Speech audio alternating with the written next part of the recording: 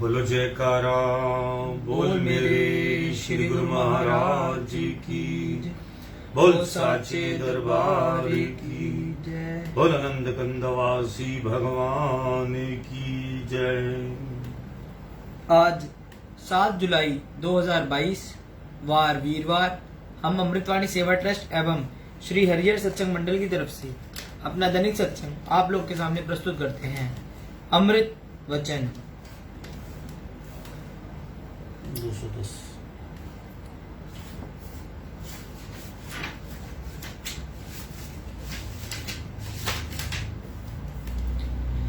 जैसे स्वयं को बनाना चाहिए, यदि वैसा नहीं बना पाते तो दूसरों को अपनी रुचि के अनुकूल कैसे बनाओगे। सद्गुरु को प्रिय लगना चाहते हो तो किसी की निंदा ना करो, दुखी को धीरज दो, निर्बल का बोझ उठा सहारा दो, अनजान को अच्छी सम्मति दो और बिछड़े हुए को मालिक से मिलाओ। सद्गुरु से निभाना गुरुमुख का परम कर्तव्य है, अपना आप गंवाना पड़ता है। स्वयं को अनजान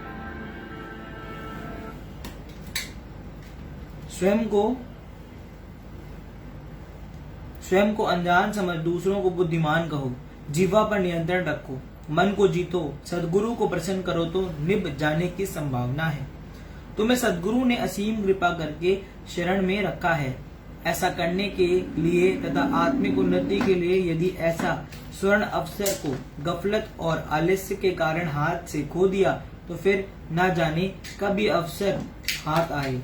इसलिए तन प्राण से सेवा और भजन करके इस अवसर से लाभ उठा लो ताकि इस मानुष जन्म का पूरा लाभ प्राप्त हो। सेवक कहलाना तो सरल बात है, परंतु सेवक बनना बड़ा कठिन, क्योंकि सद्गुरु सेवक के अंदर से खोट उसी तरह निकालते हैं जैसे सुनार सोने की कुठाली में गर्म करके उसका खोट निकालता है। सच्चे सेवकों की जीवनी पर विचार करने से हम स्वयं यह देखते हैं कि किस सीमा तक हम गुरु भक्ति में दृढ़ हैं और हम में सेवकाई का अंग किस सीमा तक है।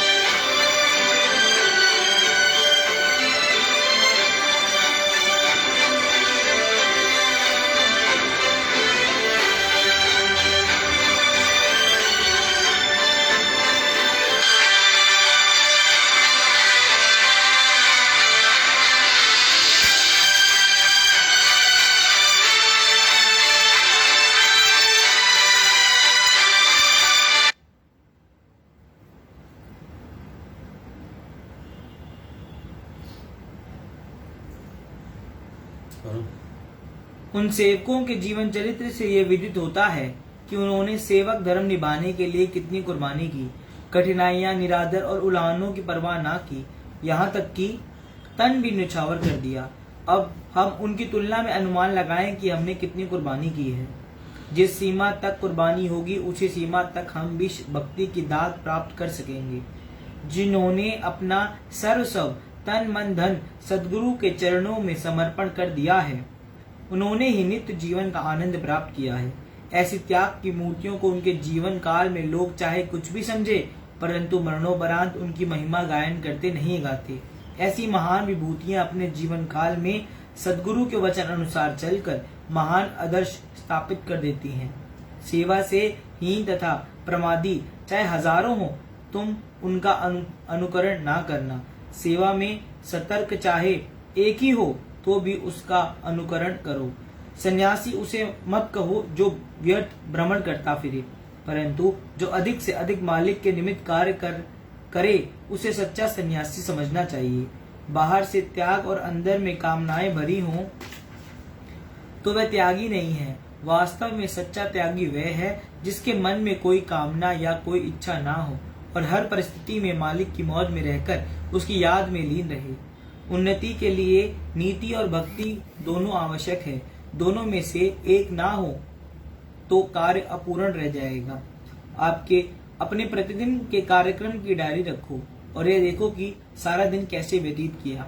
मालिक की आज्ञा मानी या मन की, कठोर बोले या मधुर, बुरा विचार किया या अच्छा, जहाँ भी कोई त्रुटि दृष्टिगोचर हो उसे दूर करने का प्रयत्न करो। ए मानव, सोचो तो सही कि क्या तुम प्रकृति के विधान को बदल सकते हो? यदि नहीं, फिर क्यों व्यर्थ परेशान हुए फिरते हो? इससे अच्छा तो मालिक का आश्रय लो और स्वयं को उनके मौज पर छोड़ दो।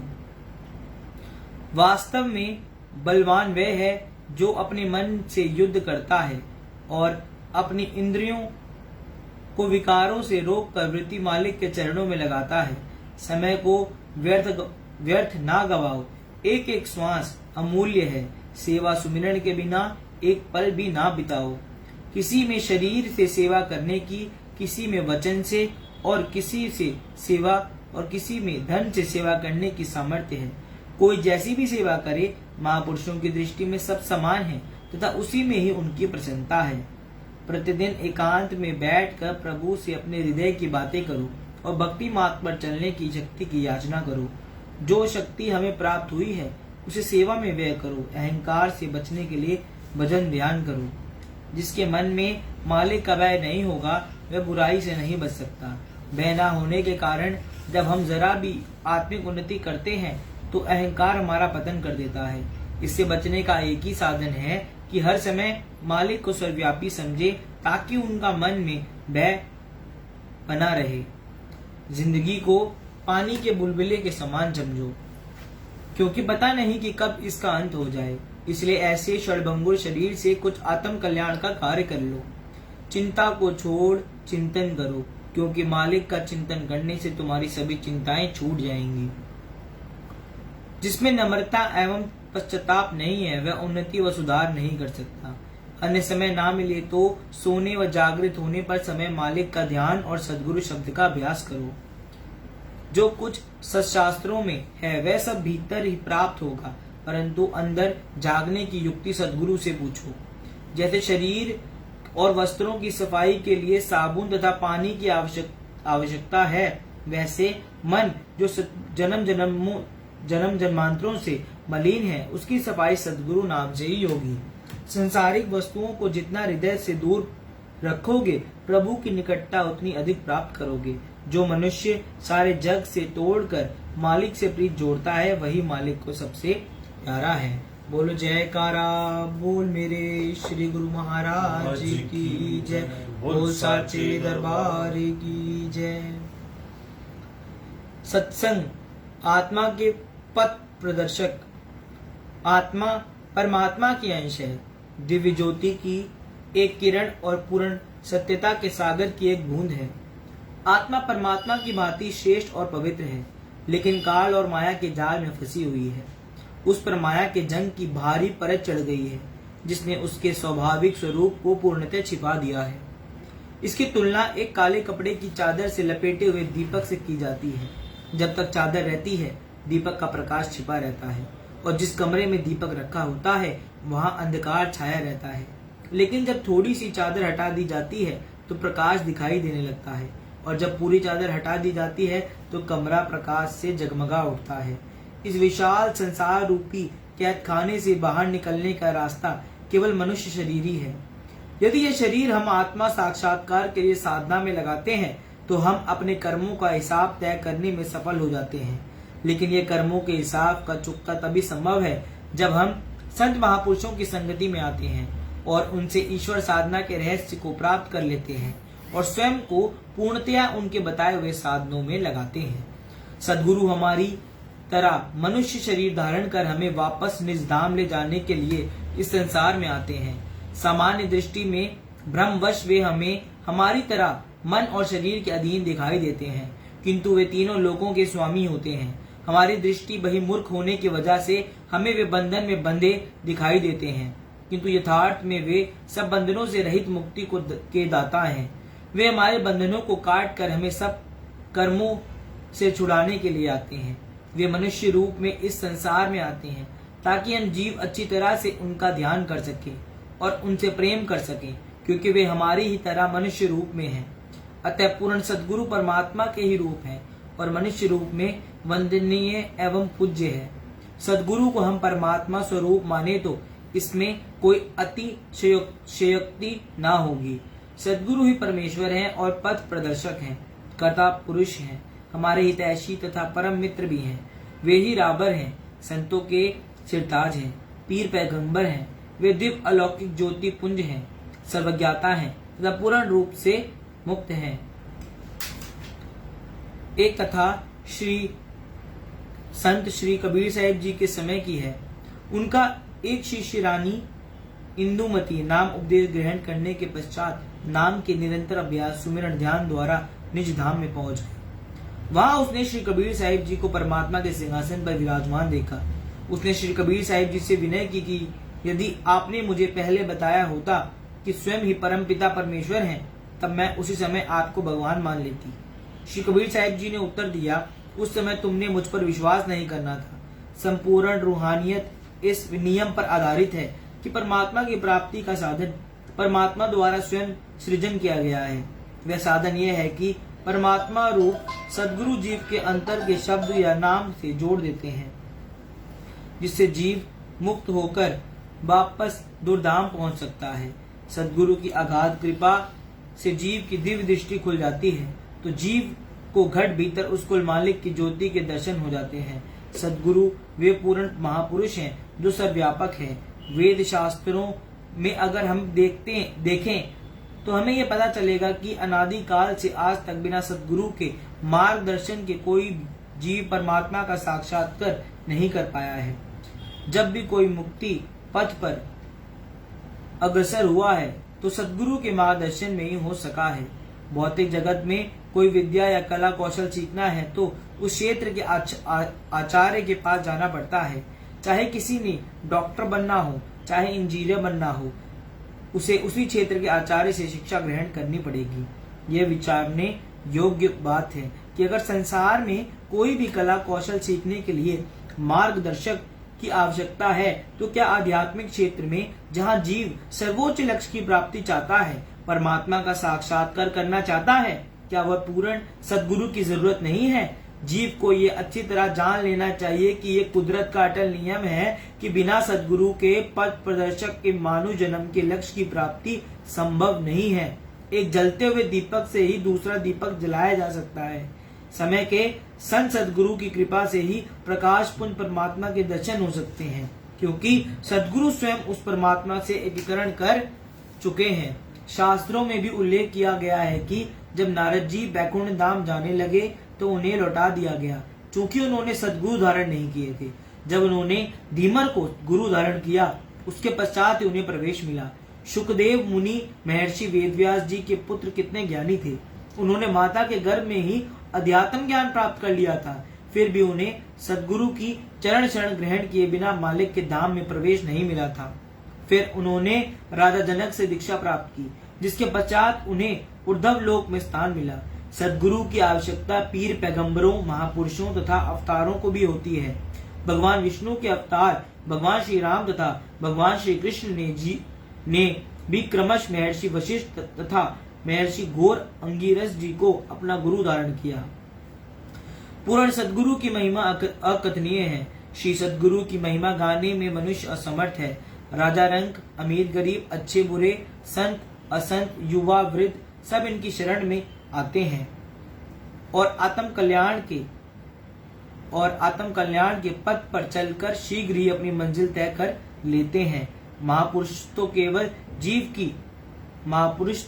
जीव की अंतरंग निर्मलता तथा स्वच्छता की ओर ध्यान देते हैं। जिस प्रकाश पर जैसा भी हो, चाहे कितना ही मैल से भरा हो, उसे धोकर साफ कर देता है।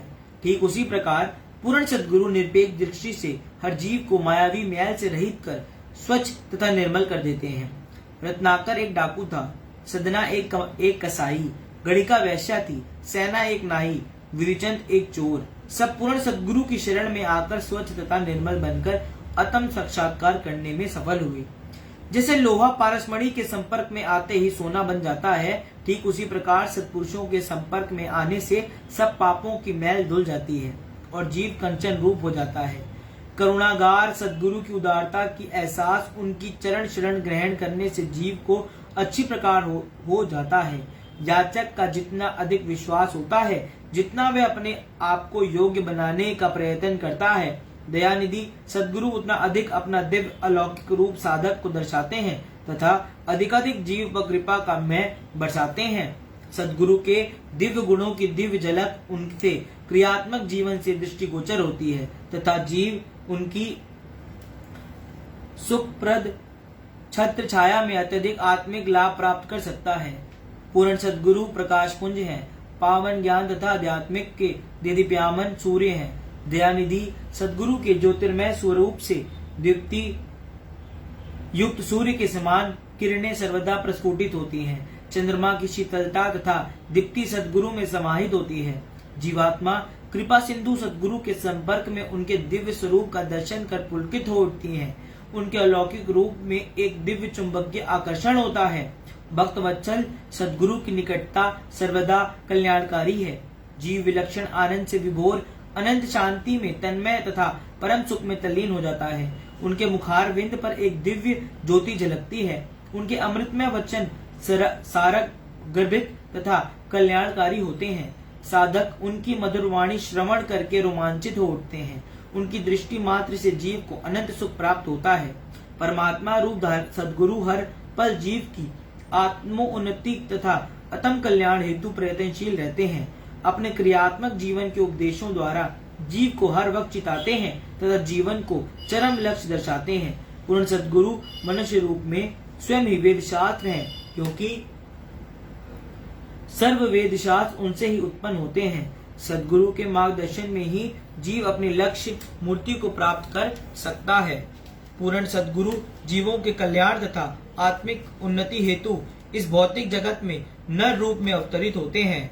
हम जीवों को मोह निद्रा से जगाने के लिए, मन माया से मुक्त कराने के लिए, निज धाम पहुंचाने के लिए अपने कोमल तन पर अनेकों कष्ट सहते हैं। केवल भटके जीवों को आत्म बोध कराने हेतु ही वे स्वयं भौतिक जगत के दुख कष्ट सहते हैं। सद्गुरु महान से महान है, पावन से पावन तथा सूक्ष्म से सूक्ष्म है। उनकी महिमा अकथनीय है, वे अनंत है। उनकी महिमा वाणी से परे है। संत सद्गुरु जीवों पर अकारण ही अनंत कृपा बरसाते हैं। वे तो परम दाता हैं। तीनों लोगों की संपदा उनके चरणों में निवास करती है। सद्गुरु वास्तव में प्रभु के पावन प्रकाश की साक्षात मूर्ति है। उनका दर्शन परमात्मा का दर्शन है। शरीर में कैद आत्मा अदृश्य तथा अगोचर परमात्मा से प्रेम सहज नहीं कर पाती, परंतु जब सद्गुरु में इलाही नूर झड़ता है तो जीव में सहज ही प्रेम हिलारे उठने लगते हैं। पूर्ण सद्गुरु जीव को अमली साधना के मार्ग पर ले चलते हैं, जिससे आत्मा अपने मूल स्थान पर सरलता से पहुंच सकती है। उनका केवल यही लक्ष्य होता है कि जीवों को सभी बंधनों से मुक्त करके उन्हें वापस असीम अनंत परमात्मा जिसके वे अंश हैं उनसे मिलाना। वास्तव में सद्गुरु की कृपा हमारी साधना में हमारे साथ रहती है। इस भौतिक जगत में सद्गुरु नर रूप अवतरित होते हैं, हमें बंधनों से मुक्त कराने हेतु तथा निजग्रह का मार्ग दर्शाने हेतु सद्गुरु की चरण शरण आना कुल मालिक के दायरे में दाखिल हो जाना ही है।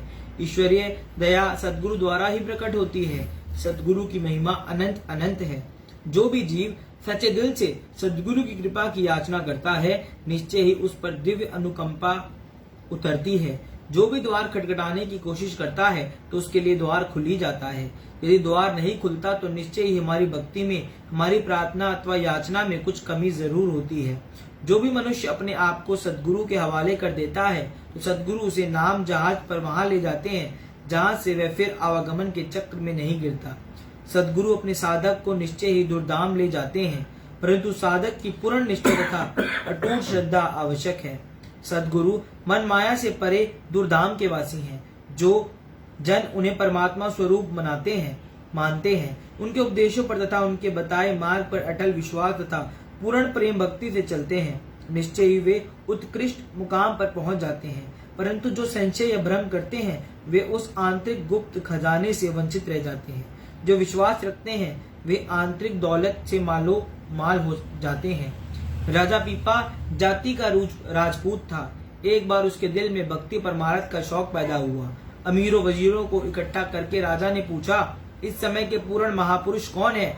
उन्होंने कहा, महात्मा रविदास जी, जो जाति के यद्यपि चमार हैं, इस समय के पूर्ण महापुरुष हैं। अब राजा मन में सोचने लगा, क्या करूं? परमार्थ भी जरूरी है, उधर वे महात्मा जी जाति के चमार हैं। अगर खुल्ला जाता हूं तो लोग क्या कहेंगे? दिल में प्रेम था। सोचा कि कहीं संत रविदास जी अकेले मिले तो उनसे नाम ले लूं। आखिर एक दिन ऐसा मौका आ गया। गंगा स्नान का मेला था। सारी दुनिया गंगा चली गई। इधर राजा अकेला, उधर संत रविदास जी को मोहल्ला सुना। कोई भी घर पर नहीं था। राजा चोरी चोरी संत रविदास जी के घर चले गए और अर्ज की महाराज नाम दान दे दो। उस समय संत रविदास जी चमड़ा भिगोने के कुंड में से पानी निकाल रहे थे और पानी का लोटा उनके हाथ में था।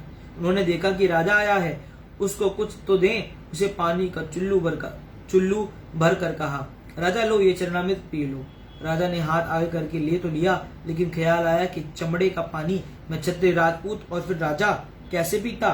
खुली आस्तीनों का कुर्ता पहना हुआ था। इधर उधर देखा और पानी बाहों के बीच में गिरा लिया। संत रविदास जी ने देखा, लेकिन जुबान से कुछ ना कहा। राजा को विश्वास डोल गया। वह भूल गया कि सद्गुरु को परमात्मा स्वरूप मानना चाहिए तथा उनके वचन और उपदेश पर श्रद्धा सहित आचरण करना चाहिए। राजा घर चला गया। अगले दिन राजा को पोशाक पर चरणामृत के स्थानों पर धब्बे नजर आने लगे। उसी वक्त धोबी को बुलाया और हुक्म दिया कि इसी वक्त इस कुर्ते को धोकर लाओ। धोबी कुर्ता घर ले गया और अपनी लड़की से कहा कि कुर्ते की बाहों को मुंह में लेकर चूसो ताकि दाग निकल जाए और जल्दी साफ हो जाए। ये कहकर धोबी काम में लग गया। लड़की छोटी थी, वह दाग चूस कर थूकने के बजाय अंदर निगलती गई। लड़की की दिव्य दृष्टि खुल गई। अब वह ध्यान की बातें करने लगी। होते होते सारे शहर में खबर फैल गई कि एक धोबी की लड़की बड़ी संत है। आखिर राजा तक बात पहुंच गई। दिल में खींच तो लगी हुई थी। एक रात वह धीरे धीरे धोबी के घर जा पहुंचा। लड़की राजा को देख हाथ जोड़कर खड़ी हो गई। राजा ने कहा, देख बेटी, मैं तेरे पास भिखारी बनकर आया हूँ, मंगता बनकर आया हूँ, राजा बनकर नहीं आया है। लड़की ने कहा, मैं आपको राजा समझकर नहीं उठी, बल्कि मुझे जो कुछ मिला आपकी कृपा से मिला है। राजा ने हैरान होकर पूछा कि मेरी कृपा से? लड़की ने कहा, जी हाँ, मुझे जो कुछ मिला है आपके कुर्ते से मिला है और जो भेद था आपके कुर्ते में ही था। ये सुनकर राजा पीपा रोने लगा और अपने आप को कोसने लगा।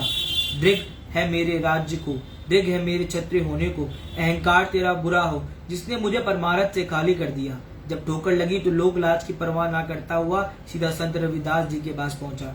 हाथ जोड़कर अर्ज की, गुरुदेव वही चरणामृत फिर बख्शो। संत रविदास जी ने कहा, अब नहीं। जब तू पहली बार आया तो मैंने सोचा कि तू क्षत्रिय राजा होकर मेरे घर आया है तो वह चीज दे जो कभी नष्ट ना हो। वह कुंड का पानी नहीं था, अमृत था, सचखंड से आया था। मैंने कहा, मैं रोज पीता हूँ, आज राजा भी पी ले, लेकिन तुमने चमड़े का पानी समझकर घृणा की और कुर्ते में गिरा लिया। धोबी की लड़की ने कुर्ते के दाग चूसे और वह संत बन गई। अब मैं तुम्हें नाम दूंगा, कमाई करके इस संपदा को प्रकट कर लेना। राजा को समझ आ गई, विश्वास हो गया। शौक था नाम दान लेकर फिर कमाई की। सदगुरु तो दयाल होते हैं, जीव की भूल को बख्श कर उन पर द्रवित हो रूहानी दात लुटाते हैं, जिसे पाकर जीव अपार शांति, अनंत सुख, शाश्वत आनंद प्राप्त करता है तथा जीवन के चरम लक्ष्य आत्म साक्षात्कार की प्राप्ति करता है। कामिल मुर्शिद का दया बिना आत्म साक्षात्कार करना तथा सफर तय करके निज धाम पहुंच कर सकना असंभव है। युक्ति सिखाने वाले सदगुरु ही हैं, उनके बिना सारा ज्ञान, ध्यान और जप तप व्यर्थ है। हर प्रकार की कला का वास्तविक ज्ञान उस कला के ज्ञाता से मिलता है। इसी प्रकार परमेश्वर प्राप्ति की युक्ति प्रभु से मिलाप कर चुके पूर्ण संत सदगुरु से ही मिलती है। सदगुरु के उपदेशों का अनुसरण करने से निश्चय ही आत्मबोध संभव है। सदगुरु ही परम हितैषी तथा जीव के पथ प्रदर्शक हैं, जो जीव को आत्म साक्षात्कार का सही राह दर्शाते हैं।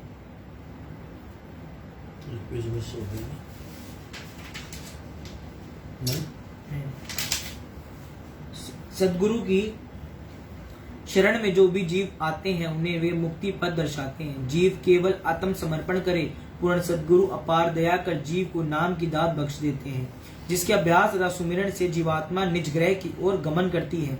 सदगुरु केवल नाम की ही दात नहीं बख्शते, अपितु जीव की हर पल सहायता करते हैं। वे मन तथा माया के बंधनों में फंसे जीवों को मुक्त होने की युक्ति सिखाते हैं, ताकि वे जीव पूर्ण शक्ति, पूर्ण ज्ञान तथा पूर्ण आनंद की प्राप्ति कर सके तथा अपना लोक पर लोक दोनों संवार ले। सदगुरु साधक की इस प्रकार पल पल रक्षा करते हैं, जिस प्रकार माता अपनी संतान की संभाल करती है। सारस पक्षी भले अपने शावक को दूर छोड़ आए, परंतु उसका ध्यान सर्वदा उस ओर लगा रहता है। पूर्ण सदगुरु भी अपने दिव्य अनुकंपा का वरद हाथ सदैव अपने साधक पर रखते हैं, चाहे वह दूर हो या निकट हो। सदगुरु सर्वदा याचक पर दया करते हैं, उसे जीवन के वास्तविक उद्देश्य की प्राप्ति करते हैं। वे साधक को दर्शाते हैं। सदगुरु की हिदायत से ही जीव निश्चय ही सागर से पार कर सकता है।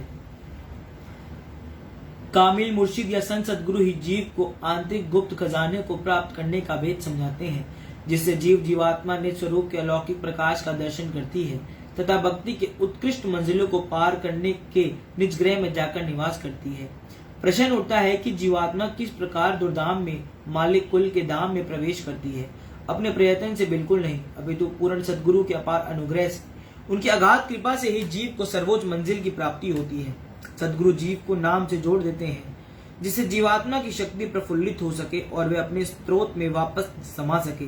मालिक की अगाध दयालुता से जीव याचना करता है, द्वार खटखटाता है तथा लक्ष्य की प्राप्ति करता है। तो प्रश्न उठता है कि मालिक की दया तथा कृपा किस प्रकार जिज्ञासु प्राप्त करे। एक बार एक भक्त ने स्वामी रामानंद जी से पूछा, मनुष्य आत्म साक्षात्कार किस प्रकार कर सकता है? उन्होंने उत्तर दिया, ईश्वर की कृपा द्वारा। जिज्ञासु ने पूछा, ईश्वर की कृपा कैसे प्राप्त की जा सकती है? उन्होंने कहा, ईश्वरी कृपा के लिए शुद्ध हृदय से प्रार्थना करनी चाहिए। जिज्ञासु ने प्रश्न किया, ये निष्कपटता कैसे प्राप्त हो सकती है? उन्होंने उत्तर दिया, उसके लिए जीव को ईश्वर की कृपा के लिए प्रार्थना करनी होगी कि उसकी प्रार्थना सच्ची हो। सत्पुरुषों की संगति में निष्कपटता प्राप्त होती है, तब वह सच्ची प्रार्थना में तल्लीन होता है। साधक सदैव याचना करता है, हे दयानिधि सद्गुरु, मैं अपात्र हूँ, दीन हूँ, अनजान हूँ। आप सर्वशक्तिमान पतित पावन हैं, मुझ दीन पर कृपा करें, मुझे निजग्रह का पथ दर्शा दीजिए। मैं पूर्णतः आपके समर्पित हूँ, मुझे आपका ही आश्रय है। ए पथ प्रदर्शक मेरे राबर, कृपा कर कर मुझे अपने इलाही नूर का दर्शन कीजिए। मेरी आत्मा की यही जन्मों से आर्त पुकार है। जब भक्त प्रेम भक्ति से ओतप्रोत हो दीन भी की भांति याचना करता है तो अहंकार विनष्ट हो जाता है तथा सद्गुरु की दिव्य अनुकंपा से जीवात्मा भरपूर हो जाती है। सद्गुरु की कृपा उचित समय पर अवश्य उतरेगी, ऐसा विश्वास रखो। कर्तव्य पूर्ण करते चलो, सच्चा प्रेम और अटूट श्रद्धा बढ़ाओ, उनकी कृपा पाने की याचना करते रहो, उनकी आज्ञा का पालन करते हुए भक्ति के नियमों पर चलो। सच्ची लगन, दृढ़ता, भक्ति और वचनों के पालन के प्रति तुम्हारा दृढ़ विश्वास से एक दिन तुम दिव्य प्रकाश का अनुभव करोगे, जो कि तुम्हारे अंतःकरण को अलौकिक प्रकाश से भरपूर कर देगा और तुम उस सर्वव्यापी प्रकाश में विलीन हो जाओगे। उस स्थान पर पहुंच जाओगे जहां पर तुम्हारे इष्ट दो सद्गुरु विराजमान हैं। आत्मा व परमात्मा का मिलन हो जाएगा। ध्यान से विचार करने पर यह संभव ही अनुभव करेगा कि सद्गुरु ने अपनी अपार रहमत की जब उन्होंने सूरज शब्द योग का रहस्य बताया। अब ये जीव पर निर्भर करता है कि अपना सारा जीवन उनकी आज्ञा का पालन करते हुए बिताए। तुम उनके लिए सच्ची लगन एवं सच्ची तड़प पैदा करो तो सद्गुरु की कृपा अवश्य तुम्हें उन पर ऊपर बरसती दिखाई देगी और अनुभव होगा कि परमात्मा की तरफ अग्रसर होते जा रहे हो। सद्गुरु की कृपा और मनुष्य का पुरुषार्थ साथ साथ चलते हैं। विश्वास रखो, वे अपनी कृपा और आशीर्वाद हमें हमारी पात्रता से कहीं अधिक दे रहे हैं। जब जीव सत्पुरुषों की चरण शरण ग्रहण कर लेता है तो वह मन माया के बंधनों से छूटने की युक्ति सीख लेता है। तभी रुकावटों को पार करते हुए मन तथा विकारों से संघर्ष करते हुए विजय प्राप्त करता है तथा जीवन के वास्तविक लक्ष्य आत्म साक्षात्कार की ओर निर्भय को अग्रसर होता है। सद्गुरु भक्त पर कृपा बरसाते हैं, जिसे जीव नाम के अभ्यास तथा सुमरण द्वारा ऐसी अवस्था पर पहुंच जाता है जहां भक्त भक्ति तथा भगवान का भेद समाप्त हो जाता है। ऐसे उत्कृष्ट पद तथा सर्वोच्च गति की प्राप्ति करने के लिए अनिवार्य है प्रेम युक्त शरणागति, अटल विश्वास, पूर्ण समर्पण, निरंतर सुमरण तथा अविचल प्रेमा भक्ति। इन 5 भावों को दृढ़ करने के लिए दयानिधि सद्गुरु ने अनंत उदारता कर अगाध कृपा कर साधकों के कल्याण तथा आत्म उन्नति हेतु 5 नियम निर्धारित कर दिए हैं, जिनका पालन करना प्रत्येक गुरुमुख के लिए अनिवार्य है। जो भी इन 5 नियमों को श्रद्धा सहित तथा निष्ठा पूर्वक पालन करता है सद्गुरु की कृपा का पात्र बनता है। 5 नियम इस प्रकार हैं: श्री आरती पूजा, निष्काम सेवा, सत्संग, भजन अभ्यास और श्री दर्शन। इन 5 नियमों को पालन करने से भक्ति सुदृढ़ होती है तथा आत्मा परितृप्त होती है, आत्मा की जन्मों की प्यास बुझती है। पूर्ण सद्गुरु के उपदेशों का अनुसरण करने से जीवात्मा मालिक एक कुल के धाम में गमन करती है। आत्मा ब्रह्मानंद में विभोर अंतर्मुखी हो आंतरिक आनंद तथा शांति में तल्लीन हो जाती है। आत्मा विशुद्ध होकर उस कुल मालिक परमात्मा के दिव्य नूर को निज घट में दर्शन करती है। संत नामदेव जी कथन करते हैं, भाई रे इन नैनन हरि पेखो, हरि को भक्ति साधु की संगति सोई ये दिल लेखो। यदि साधक अपनी मनमति का त्याग करके सद्गुरु की आज्ञा का अनुसरण करता है और अपना जीवन व अपना अस्तित्व सद्गुरु के चरण कमलों में समर्पित करता है तो उसके हर कर्म प्रभु की मौज अनुसार और हर कार्य भी प्रभु को ही समर्पित होगा। वह शिष्य दिव्य प्रेम को प्राप्त करेगा और वह शाश्वत परम सुख के मार्ग पर अग्रसर होगा। वह अनंत आनंद को अनुभव करता हुआ सत्पुरुषों की प्रसन्नता हासिल करेगा। सत्पुरुष क्योंकि स्वयं आनंद और खुशियों के भंडार होते हैं, इसलिए साधक भी सदैव सच्ची खुशियों से भरपूर रहेगा। धन्य है वे जीव जिन्हें पूर्ण सद्गुरु की चरण शरण प्राप्त है, जो नाम दीक्षा की दात प्राप्त कर सद्गुरु के अमृत तुल्य वचनों तथा उपदेशों का पूर्ण निष्ठा तथा अटल विश्वास सहित पालन करते हैं। वे निश्चय ही आंतरिक दौलत से मालामाल होकर वो सागर पार कर लेते हैं और जीवन के वास्तविक उद्देश्य को मुक्ति को प्राप्त करते हैं। बोलो जयकारा बोल मेरे श्री गुरु महाराज की जय, बोल साचे दरबार की जय। आज हम अपना दैनिक सत्संग यहीं पर समाप्त करते हैं। राम राम, जय सच्चिदानंद, सत श्री अकाल।